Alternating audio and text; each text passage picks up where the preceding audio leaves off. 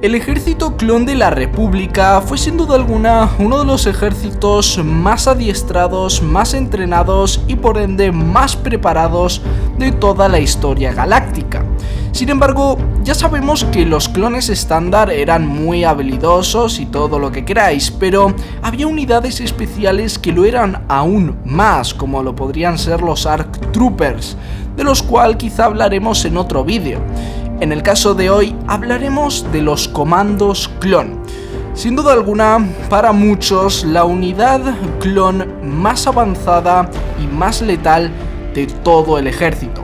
Así que si no queréis perderos ningún detalle de estos clones, bienvenidos a bordo del Destructor 09 y acompañadme en este emocionante viaje a través del universo de Star Wars.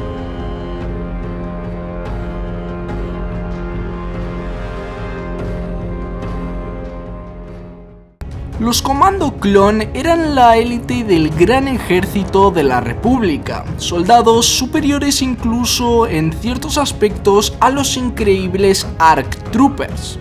Sus misiones eran muy específicas y, normalmente, trabajaban en la sombra, infiltrándose tras las líneas enemigas o desmantelando sus operaciones secretas. Todas las habilidades adquiridas, al igual que los ARC Troopers, provenían de un entrenamiento exclusivamente complejo. Los Comando eran entrenados por un grupo de sargentos de instrucción de élite elegidos a dedo por el propio Jango Fett. Eran de hecho mandalorianos. El entrenamiento incluye el aprendizaje de numerosos métodos tácticos, todos ellos en situaciones reales y en lugares reales, no como los soldados clon normales que estaban en instalaciones preparadas. Algunas situaciones incluían antiterrorismo, infiltración o extracción, y en algunos entrenamientos ciertos clones incluso morían.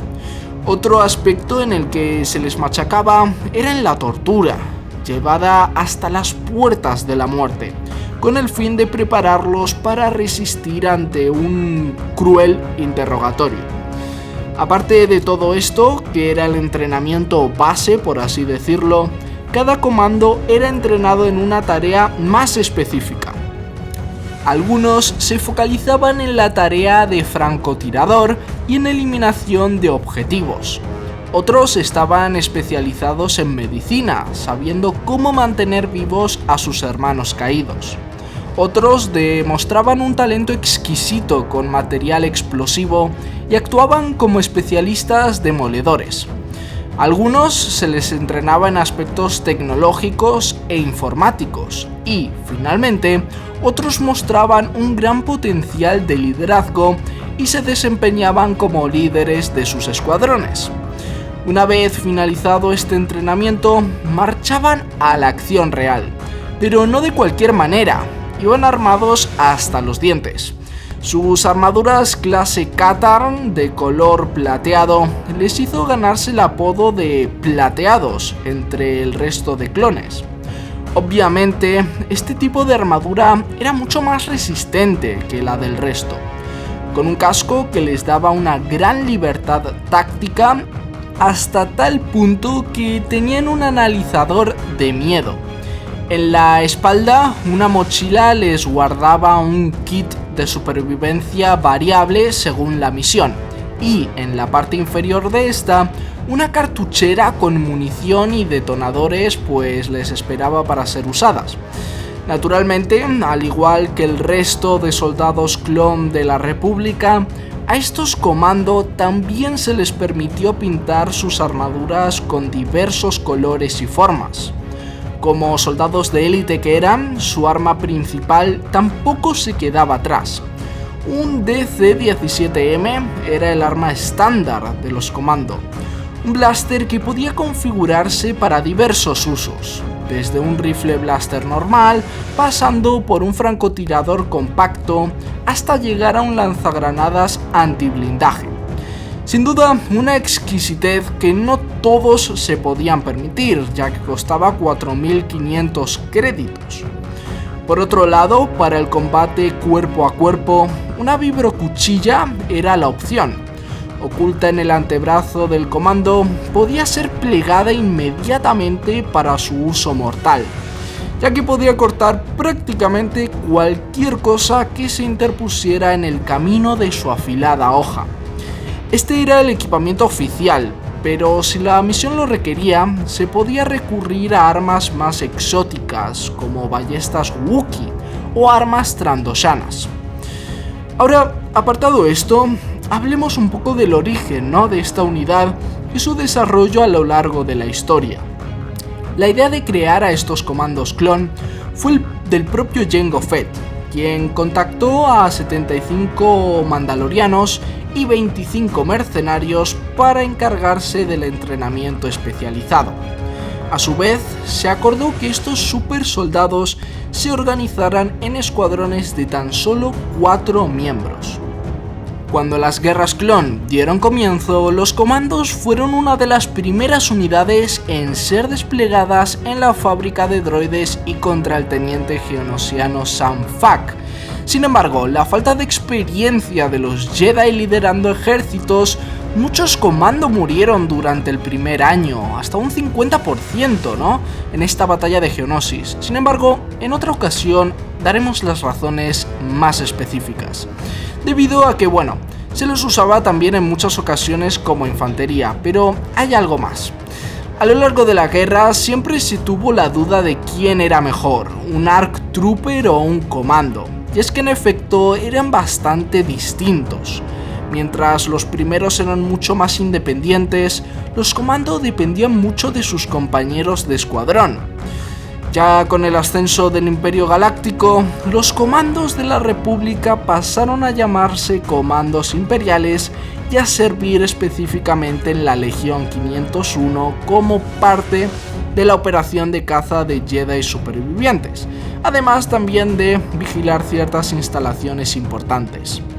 Por otra parte, muchos de estos comandos ni siquiera ejecutaron la Orden 66 y algunos otros incluso se exiliaron. Y por último, quiero hablar de los escuadrones y miembros de esta unidad de élite más importantes. Comenzaremos con el Escuadrón Delta. La primera misión de este escuadrón fue en Geonosis. Allí se ocuparon de eliminar al teniente geonosiano Sam Fuck, de destruir el dispositivo separatista que bloqueaba las comunicaciones de la República y de paso destruir también la nave núcleo droide, saboteándola desde el interior. Más adelante liberaron una nave de asalto clase Acclamator, el Acusador, de las manos de un grupo de trandoshanos. Rescataron al escuadrón de comandos Omega de un transporte abandonado en el que estaban atrapados y trabajaron junto a ellos para acabar con una amenaza terrorista en Coruscant. También fueron enviados a Devaron para recuperar los cuerpos de los Jedi caídos Halsey y Nox. Aquí podemos ver a sus miembros, que eran Boss, el líder, Fixer, apodado así por su talento para reparar y hackear todo tipo de máquinas. Era un clon que seguía el manual a rajatabla y que no empleaba apodos. Él se limitaba a usar el número de serie para dirigirse incluso a sus compañeros, y de hecho era el segundo al mando. También estaba Seb, que era el francotirador del escuadrón con un humor un tanto sádico, y Scorch, el experto en demoliciones. Pero retomando la historia, tiempo después participaron en la batalla de Skooma, saboteando puntos estratégicos de los separatistas. También fueron en una misión tras las líneas enemigas de Maegito, tras la captura de una científica kaminoana renegada, Ko Sai. Sin embargo, su última misión fue la más importante. Fueron enviados a Kashyyyk por razones de inteligencia.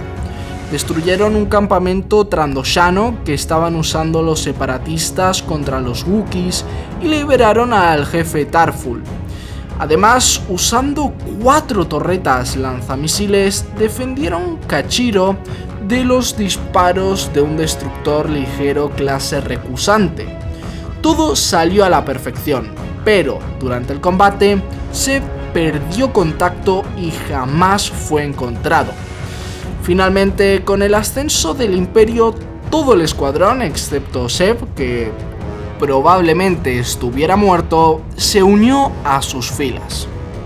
Por otra parte, también está el escuadrón Omega, el cual se componía de miembros los cuales todos se apellidaban Skirata en honor a su instructor, que era Kal Skirata, un mandaloriano. Niner era el líder. Después de que todo su escuadrón, el escuadrón Lambda, muriera en Geonosis, se le asignó este escuadrón nuevo, al igual que les pasó al resto de miembros. Eran como una reagrupación de comandos que habían perdido a su escuadrón. Atin era el experto en computación y tecnología. Fi era médico y francotirador, el cual fue sustituido más tarde por Kor.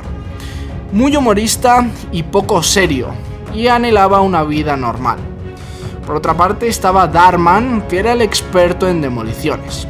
Su primera misión como escuadrón fue a Kilura, donde recuperaron un virus asesina-clones que estaba siendo estudiado por el Dr. Ovolot Kyle Utan. Un mes después calmaron un ataque terrorista en el espaciopuerto local de Coruscant, y más tarde interceptaron el carguero Geyser L6, ocupado por saqueadores. Sin embargo, el combate provocó que la nave se estrellara y tuvieron que solicitar ayuda ya que estaban atrapados. Aquí es donde vino a ayudarles el escuadrón Delta, y después trabajaron junto a ellos en Coruscant.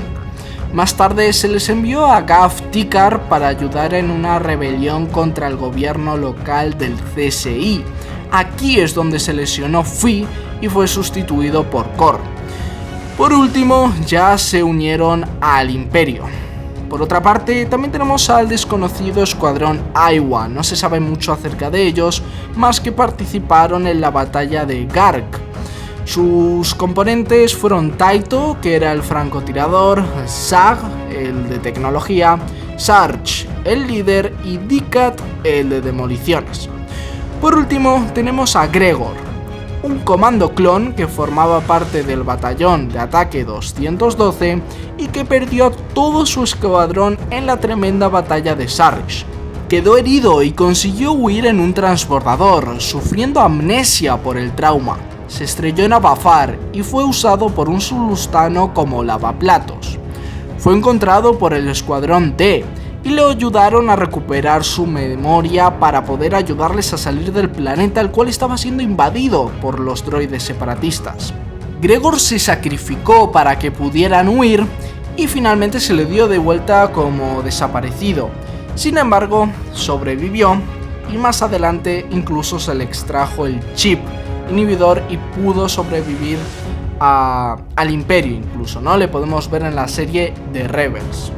Pero bueno, viajeros, hasta aquí el vídeo de hoy. Espero que os haya gustado. Si es así, dejad un buen like, comentad qué otro vídeo queréis que traiga al canal, suscribiros para no perderos nada de este fabuloso contenido y hasta el próximo vídeo.